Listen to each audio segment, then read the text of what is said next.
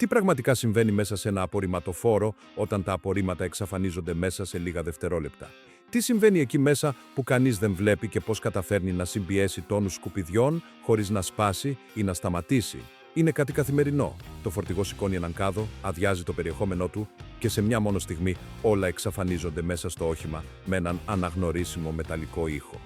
Χιλιάδες άνθρωποι το παρακολουθούν κάθε μέρα, αλλά σχεδόν κανείς δεν ξέρει τι συμβαίνει μετά από εκείνη τη στιγμή. Ενώ η πόλη κοιμάται, το φορτηγό σταματάει. Ο μηχανισμός ενεργοποιείται, ο κάδος ανυψώνεται με υδραυλική ακρίβεια και τα σκουπίδια πέφτουν σε ένα διαμέρισμα που φαίνεται να τα απορροφά χωρίς αντίσταση. Από έξω όλα συμβαίνουν τόσο γρήγορα που η διαδικασία είναι δύσκολο να παρακολουθηθεί, σαν το εσωτερικό να είναι ένας απλός κενός χώρος που γεμίζει. Αλλά δεν είναι έτσι. Σε ένα απορριμματοφόρο υπάρχει ένας εκπληκτικός συνδυασμός βαριάς μηχανικής, χωάνων και πλάκων συμπίεσης, λεπίδων που αποτρέπουν επιστροφές και υδραυλικών εμβόλων ικανών να εφαρμόσουν τεράστιες δυνάμεις. Όλα ενσωματωμένα σε ένα εσωτερικό κυβότιο σχεδιασμένο να αντέχει υψηλές πιέσεις χωρίς να παραμορφώνεται, μια μηχανή που λειτουργεί σε πραγματικό χρόνο ενώ κινείται μέσα στην πόλη και επεξεργάζεται απορρίμματα κάθε είδους. Και όμως η διαδικασία δεν ξεκινά με τη συμπίεση. Πριν οποιοσδήποτε μηχανισμός τεθεί σε λειτουργία, τα σκουπίδια πρέπει να πέσουν σε έναν πρώτο κρίσιμο χώρο, το προθάλαμο ολόκληρου του συστήματος. Ποιο είναι το πρώτο μέρος όπου πέφτουν τα σκουπίδια όταν εισέρχονται στο φορτηγό και ποιος μηχανισμός ξεκινά πραγματικά όλη τη διαδικασία? Όλα πέφτουν πρώτα σε μια ανοιχτή ζώνη που δέχεται την αρχική πρόσκρουση, έναν χώρο σχεδιασμένο να συγκρατεί το χτύπημα, να οργανώνει τον όγκο και να προετοιμάζει την επόμενη κίνηση. Αυτή η ζώνη είναι η χωάνη, το σημείο όπου ξεκινά πραγματικά η εσωτερική διαδικασία και όπου όλα όσα φτάνουν από τον κάδο βρίσκουν το πρώτο φυσικό τους όριο. Με την πρώτη ματιά φαίνεται σαν ένα μεταλλικό κουτί, αλλά ο σχεδιασμός της είναι πολύ πιο εξελιγμένος. Η χωάνη αποτελείται από ενισχυμένους τοίχους ικανούς να αντέξουν συνεχείς κρούσεις, χτυπήματα από σκληρά αντικείμενα και ακανόνιστες πτώσεις. Η γεωμετρία της δεν είναι αυθαίρετη.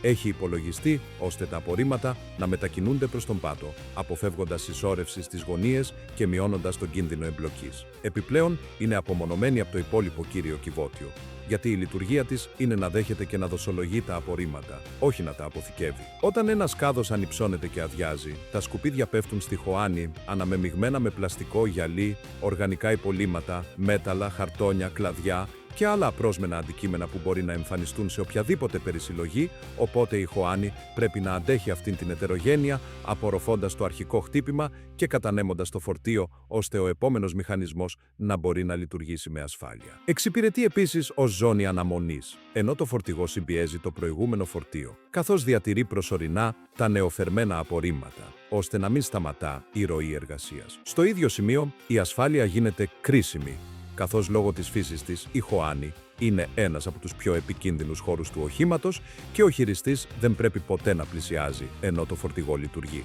Ακριβώς λόγω αυτού του κινδύνου υπάρχουν διακόπτες, φράγματα και συστήματα κλειδώματος που εμποδίζουν τη λειτουργία του μηχανισμού συμπίεσης εάν υπάρχει ανθρώπινη παρουσία στην περιοχή, ένα σύνολο μέτρων σχεδιασμένο να αποτρέπει παγιδεύσεις και ατυχήματα κατά την καθημερινή λειτουργία. Αλλά δεν είναι όλες οι χωάνες ίδιες, καθώς ανάλογα με τον τύπο του φορτηγού υιοθετούν ελαφρώς διαφορετικά σχήματα και λειτουργίες.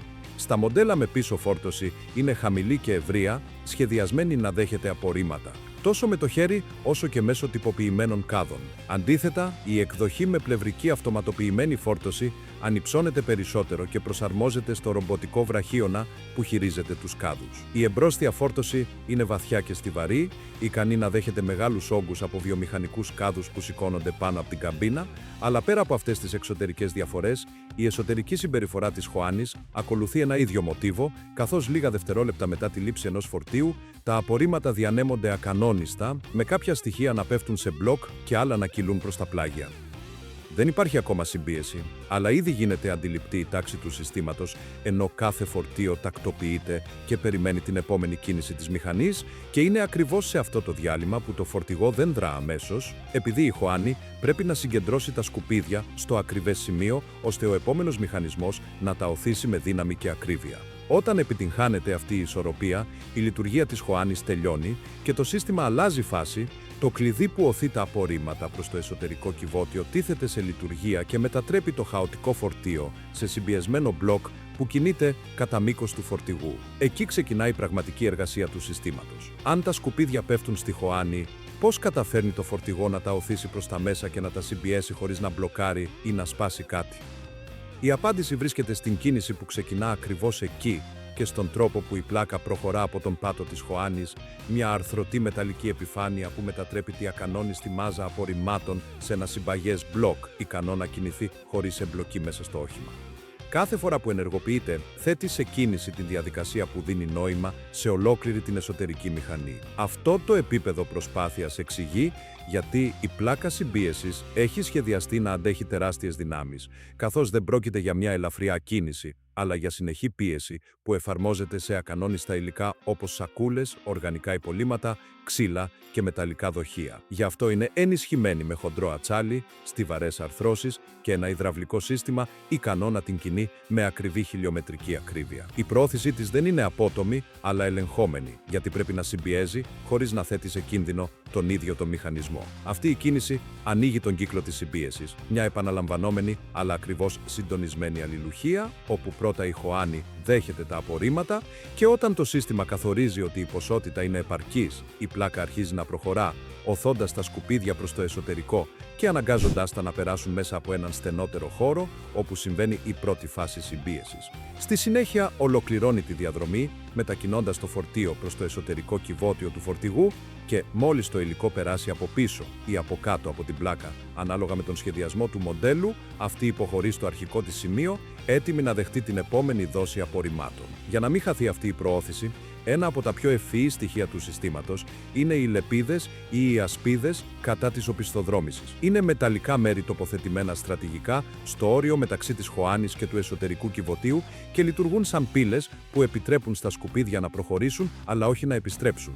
Όταν η πλάκα οθεί το υλικό, ανοίγουν ελαφρά για να το αφήσουν να περάσει και μετά επιστρέφουν στη θέση τους, εμποδίζοντας οποιαδήποτε κίνηση προς την αντίθετη κατεύθυνση, χάρη στην οποία κάθε κύκλος συμπίεσης προσθέτει περισσότερο υλικό στο εσωτερικό μπλοκ χωρίς κίνδυνο να επιστρέψει στη χωάνη.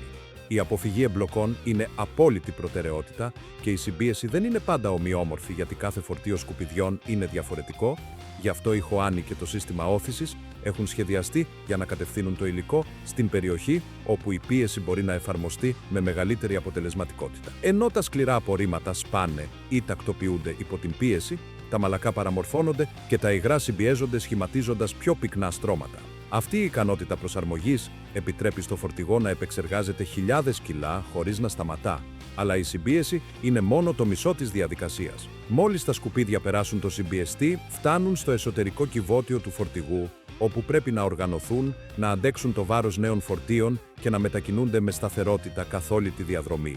Μόλις τα σκουπίδια περάσουν το συμπιεστή, τι συμβαίνει μέσα στο κυβότιο του φορτηγού και πώς οργανώνεται όλο αυτό το συμπιεσμένο υλικό. Διασχίζοντας αυτό το τελευταίο φράγμα, το υλικό εισέρχεται στο εσωτερικό κυβότιο του φορτηγού, ένα τεράστιο τούνελ πίεσης σχεδιασμένο να συσσωρεύει, να μετακινεί και να διατηρεί συμπιεσμένα όλα όσα φτάνουν από τη χωάνη.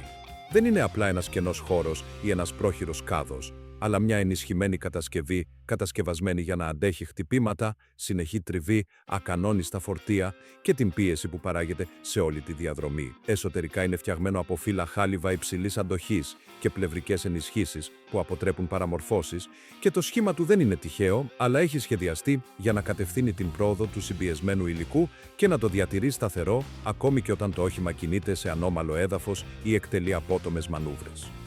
Οι πίνακες, οι νευρώσεις και οι εσωτερικές καμπύλες ευνοούν την επιμήκη κίνηση των απορριμμάτων προς το μπροστινό μέρος του φορτηγού. Μόλις βρεθούν μέσα, τα σκουπίδια δεν είναι πλέον ένα χαοτικό μείγμα, αλλά ένα συμπιεσμένο μπλοκ που κινείται προοδευτικά και με κάθε κύκλο συμπίεσης προωθείται προς τα εμπρός, ενώνοντας με το προηγούμενο σαν διαδοχικά στρώματα μέσα στο τούνελ, ενώ η διαδικασία συνεχίζεται μέχρι να γεμίσει πλήρως το κυβότιο και να αξιοποιηθεί κάθε εκατοστό του διαθέσιμου χώρου. Αυτό το συμπιεσμένο μπλοκ είναι που καθορίζει πώς κατανέμεται το βάρος μέσα σε αυτό το τούνελ και γιατί είναι κρίσιμο για τη σταθερότητα του φορτηγού.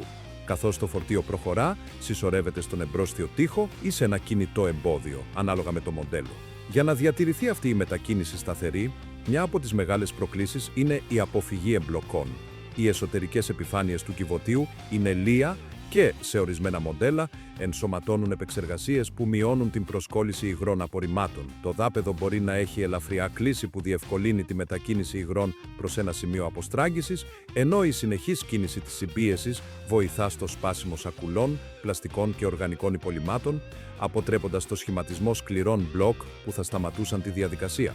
Σε αυτό το πλαίσιο, εμφανίζονται επίσης δύσκολα αντικείμενα προς χειρισμό, από μακριά ξύλα μέχρι μεταλλικά στοιχεία ή μικρά έπιπλα που δοκιμάζουν το σύστημα, αν και ο ίδιος ο εσωτερικός σχεδιασμός και η πίεση του συμπιεστή συνήθως αρκούν για να τα παραμορφώσουν, να τα τεμαχίσουν ή να τα επανατοποθετήσουν χωρίς να διακόψουν τη ροή της συμπίεσης. Αυτό αποδεικνύει καθαρά πόσο έχει σχεδιαστεί το εσωτερικό κυβότιο για να αντιμετωπίσει μια τεράστια ποικιλία υλικών. Και μέσα σε όλη αυτή την κίνηση, σε όλη αυτή τη σιωπηλή δύναμη που μετακινεί τόνους απορριμμάτων κατά μήκος του τούνελ, ενεργοποιείται ένας κρυφός μηχανισμός που εργάζεται ακούραστα πίσω από κάθε όθηση. Τότε, από πού αντλεί το φορτηγό την απαραίτητη δύναμη για να μετακινεί τόνους απορριμμάτων και να τους διατηρεί συμπιεσμένους καθ' όλη τη διάρκεια της ημέρας? Αυτή η δύναμη προέρχεται από το υδραυλικό σύστημα του φορτηγού, την πραγματική πηγή της κίνησης που κινεί τον συμπιεστή και μετακινεί τόνους απορριμμάτων κατά μήκος της διαδρομής. Χωρίς αυτό, η πλάκα συμπίεσης δεν θα μπορούσε να προχωρήσει ούτε λίγα εκατοστά με τη βοήθειά του. Το φορτηγό μπορεί να συμπιέσει ετερογενή υλικά, να σπάσει σκληρά αντικείμενα και να διατηρήσει σταθερό ρυθμό εργασίας καθ' όλη τη διάρκεια της ημέρας. Σε πρακτικούς όρους, ένα υδραυλικό σύστημα χρησιμοποιεί ένα υγρό υποπίεση για να παράγει κίνηση. Όταν αυτό το υγρό φτάσει σε υψηλή πίεση, μεταδίδει τη δύναμη ομοιόμορφα μέσω σωλήνων, λαστιχένιων σωλήνων και θαλάμων, επιτρέποντας την κίνηση μεγάλων εξαρτημάτων με εκπληκτική ακρίβεια. Γι' αυτό χρησιμοποιείται σε βαριά μηχανήματα, καθώς συνδυάζει δύναμη, έλεγχο και αξιοπιστία σε περιορισμένο χώρο. Για να λειτουργεί όλη αυτή η διαδικασία με ακρίβεια, τα κύρια εξαρτήματα του υδραυλικού συστήματος του φορτηγού συνεργάζονται σαν μια τέλεια συντονισμένη αλυσίδα, ξεκινώντας από την υδραυλική αντλία, η οποία κινείται από τον κινητήρα του οχήματος και είναι υπεύθυνη για την παραγωγή της αρχικής πίεσης. Αυτή η πίεση αποθηκεύεται σε ένα κλειστό κύκλωμα γεμάτο υδραυλικό υγρό, περιέχεται σε μια δεξαμενή που διατηρεί το σύστημα πάντα έτοιμο. Από εκεί, η πίεση αποστέλλεται στα υδραυλικά έμβολα, τα στοιχεία υπεύθυνα για την κίνηση της πλάκας συμπίεσης προς-πίσω. Για να διατηρείται ο έλεγχος του συστήματος, οι βαλβίδες και οι διανομής ρυθμίζουν την κατεύθυνση και τη ροή του υγρού, προσαρμόζοντας την ένταση της κίνησης και αποφεύγοντας υπερπιέσεις που θα μπορούσαν να βλάψουν το σύστημα, ενώ ένα δίκτυο σωλήνων υψηλής αντοχής συνδέει όλα αυτά τα εξαρτήματα και αντέχει κραδασμούς, υψηλές θερμοκρασίες και συνεχείς τάσεις. Με όλο αυτό το κύκλωμα έτοιμο, η διαδικασία συμπίεσης ξεκινά όταν ο κινητήρας θέτει σε λειτουργία την αντλία. Αυτή αυξάνει την πίεση του υγρού και το στέλνει στα έμβολα. Με την παραλαβή της πίεσης, τα έμβολα προχωρούν, οθώντας την πλάκα συμπίεσης με τεράστια δύναμη. Μόλις ολοκληρωθεί η διαδρομή, οι βαλβίδες αντιστρέφουν τη ροή του υγρού και τα έμβολα επιστρέφουν, επαναφέροντας την πλάκα στη θέση εκκίνησης. Αυτή η ίδια κίνηση δείχνει σε ποιο βαθμό η σχέση μεταξύ της υδραυλικής και της συμπίεσης είναι απόλυτη. Γιατί χωρίς τη δύναμη που παράγουν τα έμβολα, η πλάκα δεν θα μπορούσε να υπερνικήσει την αντίσταση των συμπιεσμένων απορριμμάτων, ούτε να τα οθήσει προς το εσωτερικό του κυβωτίου. Από εκεί και πέρα, η πίεση του συστήματος ρυθμίζεται συνεχώς σύμφωνα με την αντίσταση του φορτίου, εφαρμόζοντας περισσότερη δύναμη όταν το υλικό είναι πιο πυκνό και μειώνοντας την προσπάθεια όταν συναντά λιγότερη αντίσταση. Με κάθε επαναλαμβανόμενο κύκλο εμφανίζεται επίσης η πραγματική πρόκληση, καθώς όλη αυτή η ισχύς βρίσκεται λίγα μόλις εκατοστά από όσους εργάζονται κοντά στο φορτηγό, οπότε η ασφάλεια δεν είναι προαιρετική και γίνεται αναπόσπαστο μέρος του σχεδιασμού. Αν ένα τόσο ισχυρό σύστημα λειτουργεί τόσο κοντά στο προσωπικό, πώς εξασφαλίζεται ότι όλα λειτουργούν χωρίς να θέτουν σε κίνδυνο την ακεραιότητά του? Για να μπορεί ένα τόσο ισχυρό σύστημα να λειτουργεί δίπλα στον χειριστή χωρίς να τον θέτει σε κίνδυνο, τα απορριμματοφόρα ενσωματώνουν διάφορα επίπεδα ασφάλειας σχεδιασμένα να προβλέπουν, να ανιχνεύουν και να αποτρέπουν ατυχήματα. Ενώ ο συμπιεστής εφαρμόζει τόνους πίεσης, υπάρχουν άνθρωποι που εργάζονται λίγα μέτρα μακριά και γι' αυτό η ασφάλεια δεν είναι απλώς μια προσθήκη, αλλά ένα δομικό μέρος του ίδιου του σχεδιασμού. Το πρώτο επίπεδο προστασίας ξεκινά από το εξωτερικό του φορτηγού, στην πίσω ζώνη όπου γίνεται η φόρτωση των απορριμμάτων και όπου ορατές ενδείξεις καθορίζουν την ασφαλή περιοχή για να δείχνουν με σαφήνεια πόσο μπορεί να πλησιάσει ο χειριστής. Πριν ξεκινήσει οποιοσδήποτε κύκλος συμπίεσης, ο σύνοδος πρέπει πάντα να βρίσκεται εκτός αυτού του περιγράμματος, καθώς αυτή είναι η πρώτη ενέργεια που διατηρεί την απόσταση μεταξύ του ατόμου και της κινούμενης μηχανής. Από εκεί ενεργοποιούνται άλλα προειδοποιητικά σημάδια που ενισχύουν αυτήν την πρόληψη. Τα φορτηγά διαθέτουν φώτα αναλαμπής και ηχητικά σήματα που ενεργοποιούνται αυτόματα όταν το υδραυλικό σύστημα τίθεται σε λειτουργία.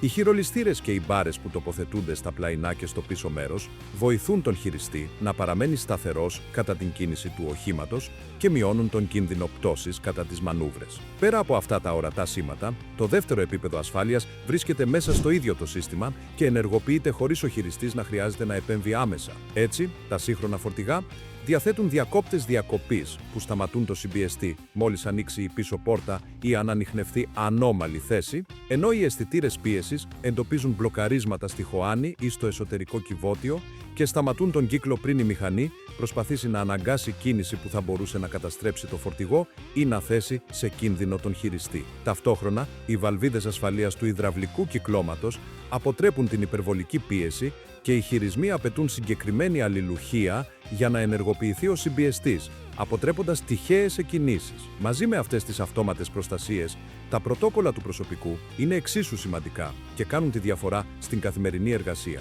Γι' αυτό ο χειριστής δεν πρέπει ποτέ να πλησιάζει τη χωάνη, ενώ το σύστημα είναι ενεργό και είναι υποχρεωτικό να ελέγχει οπτικά ότι κανείς δεν βρίσκεται στη ζώνη κινδύνου πριν ξεκινήσει η συμπίεση. Ταυτόχρονα, η επικοινωνία μεταξύ οδηγού και συνοδού διατηρείται συνεχής μέσω χειρονομιών, σαφών σημαδιών ή σύντομων φράσεων που διασφαλίζουν ότι και οι δύο είναι συντονισμένοι. Όλα αποτελούν μέρος μιας απαραίτητης ρουτίνας, ιδιαίτερα επειδή ο ρυθμός εργασίας είναι συνήθως γρήγορος, ειδικά σε αστικές περιοχές όπου το φορτηγό κάνει δεκάδες στάσεις ανά ώρα. Εκεί κατανοείται γιατί η ασφάλεια πρέπει να είναι τόσο αυστηρή, καθώς τα απορρίμματα είναι απρόβλεπτα και μπορεί να περιλαμβάνουν αιχμηρά αντικείμενα, βαριά κομμάτια, γλιστερά οργανικά υπολείμματα ή μεταλλικά στοιχεία που αναπηδούν με δύναμη όταν πέφτουν στη χωάνη. Γι' αυτό η μηχανή πρέπει να λειτουργεί με δύναμη και ταχύτητα, αλλά πάντα υπό έλεγχο, ειδικά αν ληφθεί υπόψη ότι οι χειριστές εργάζονται πολύ κοντά στο σύστημα για πολλές ώρες. Αλλά αυτή η ασφάλεια δεν περιορίζεται μόνο σε κανόνες ή μεμονωμένους μηχανισμούς, αλλά καταλήγει να διαμορφώνει τον τρόπο με τον οποίο εργάζεται η ομάδα σε κάθε στάση. Καθορίζει πώς τοποθετούνται δίπλα στο φορτηγό, πώς συντονίζονται μεταξύ τους και πώς διατηρούν τον ρυθμό χωρίς να χάνουν τον έλεγχο. Γιατί στο τέλος, η τεχνική και η ανθρώπινη παρουσία προχωρούν μαζί και διαμορφώνουν μια ρουτίνα που σπάνια φαίνεται από έξω. Πώς είναι πραγματικά η καθημερινή εργασία μέσα σε μια ομάδα συλλογής και ποιες ανθρώπινες ρουτίνες στηρίζουν ολόκληρο αυτό το τεχνικό σύστημα. Πίσω από κάθε στάση ξεκινά μια ακριβής ρουτίνα που διατηρεί το σύστημα σε λειτουργία μέρα με τη μέρα, γιατί όσο και αν είναι εξελιγμένο το φορτηγό και όσο δύναμη παράγουν τα υδραυλικά έμβολα, είναι η απόφαση του χειριστή που καθορίζει πότε θα ενεργοποιηθεί ο μηχανισμός, πώς θα διαχειριστεί κάθε φορτίο και τι θα κάνει μπροστά σε οποιοδήποτε απρόβλεπτο γεγονός. Έτσι, η συλλογή απορριμμάτων λειτουργεί σαν ένα γρανάζι, όπου η τεχνολογία και η δεξιότητα συναντώνται σε κάθε βήμα. Μέσα σε αυτό το γρανάζι, ο οδηγός δεν περιορίζεται στο να μετακινεί το όχημα από το ένα σημείο στο άλλο, αλλά επιβλέπει τα συστήματα, ελέγχει τους κύκλους συμπίεσης και διασφαλίζει ότι κάθε ενεργοποίηση συμβαίνει μόνο όταν το περιβάλλον είναι ασφαλές, ενώ παρατηρεί καθρέφτες, σήματα του συνοδού και τη θέση των κάδων για να προβλέπει κάθε κατάσταση. Την ίδια στιγμή, ο χειριστής, υπεύθυνος για τη μετακίνηση των κάδων ή την επίβλεψη των αυτοματοποιημένων συστημάτων, αλληλεπιδρά άμεσα με το περιβάλλον και ελέγχει ότι δεν υπάρχουν πεζοί κοντά, ότι ο κάδος είναι σωστά τοποθετημένος και ότι η χωάνη μπορεί να δεχτεί το φορτίο χωρίς κίνδυνο. Πριν ξεκινήσει τη διαδρομή, και οι δύο πραγματοποιούν έναν προκαταρκτικό έλεγχο του φορτηγού. Ελέγχουν τα επίπεδα λαδιού και υδραυλικού υγρού, επιβεβαιώνουν ότι δεν υπάρχουν διαρροές, ελέγχουν την κατάσταση των σωλήνων, των φώτων και των αισθητήρων και πραγματοποιούν μια γρήγορη δοκιμή του συμπιεστή. Στο πλαίσιο αυτού του αρχικού ελέγχου παρατηρούν τη χωάνη για παγιδευμένα αντικείμενα ή συσσωρευμένα απορρίμματα που θα μπορούσαν να παρεμβαίνουν στην πρώτη συμπίεση της ημέρας. Αυτή η επιθεώρηση, που διαρκεί μόλις λίγα λεπτά, καθορίζει τη διαφορά μεταξύ μιας ομαλής ημέρας και ενός σοβαρού προβλήματος κατά τη διάρκεια της διαδρομής. Μόλις ξεκινήσει η κίνηση, ο συντονισμός μεταξύ οδηγού και χειριστή γίνεται συνεχής, καθώς σε κάθε στάση ο χειριστής κατεβαίνει από το όχημα, αξιολογεί την κατάσταση και αποφασίζει πώς θα τοποθετήσει τον κάδο στον ανυψωτήρα πριν δώσει το σήμα στον οδηγό για να ενεργοποιήσει τον μηχανισμό. Σε αστικές περιοχές, όπου η κυκλοφορία και η πεζή είναι απρόβλεπτη, αυτός ο συγχρονισμός είναι απαραίτητος για να αποφευχθούν επικίνδυνες καταστάσεις, ενώ σε κατοικημένες περιοχές η επικοινωνία πρέπει να προσαρμοστεί σε στενότερους χώρους και σε βιομηχανικές ζώνες σε πιο βαριούς και ογκώδεις κάδους. Η κίνηση του συνοδού αποτελεί επίσης μέρος αυτού του γραναζιού.